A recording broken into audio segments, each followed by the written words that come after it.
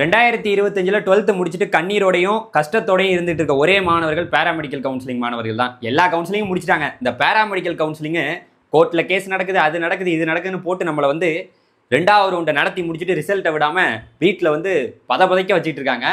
இந்த பக்கம் அப்பா திட்டுறாங்க, இந்த பக்கம் அம்மா திட்டுறாங்க.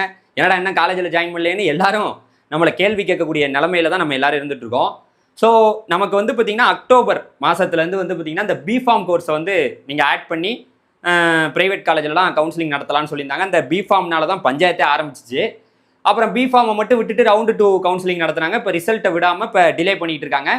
ஸோ இப்போ மறுபடியும் புதுசாக கவுன்சிலிங் நடத்துவாங்களா, இல்லை ரிசல்ட்டை வந்து முன்னாடி ரவுண்ட் 2க்கு முடிஞ்சில அதுக்கு ரிசல்ட்டை விடுவாங்களாங்கிற ஒரு கொஸ்டினோட எல்லாருமே இருந்துட்டு இருக்கோம்.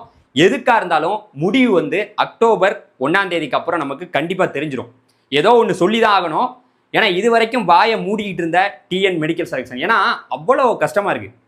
உண்மையை சொல்லணும்னா பேராமெடிக்கல் கோர்சஸ், அதாவது வந்து பார்த்தீங்கன்னா பிஃபார்மு, நர்சிங்கு, அலைடு கோர்சஸ்லாம் 12th மார்க் வச்சு தான் அட்மிஷன் கொடுக்குறாங்க. அதை கடகடன் நடத்தி முடிக்கலாம். ஆனால் மாணவர்களை போட்டு வதச்சு கஷ்டப்படுத்திக்கிட்டு இருக்காங்க. ஸோ இப்போ வரைக்கும் நான் ஒன்று சொல்கிறேன், ரவுண்டு 2 ரிசல்ட்டும் விடலாம், இல்லை ரீகவுன்சிலிங்கும் நடக்கலாம், எப்படி வேணால் நடக்கட்டும்.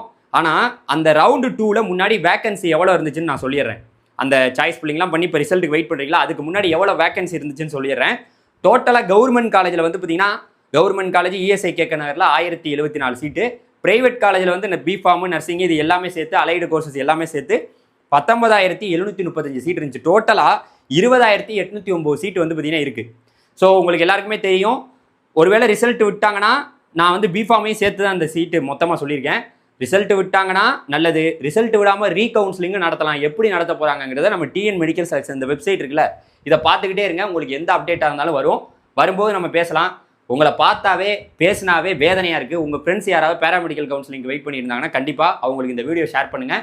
ஸோ உங்களுக்கு பேசுகிறதுக்கு என்ன மாதிரி ஒரு ஆள் உங்களுக்கு தேவை.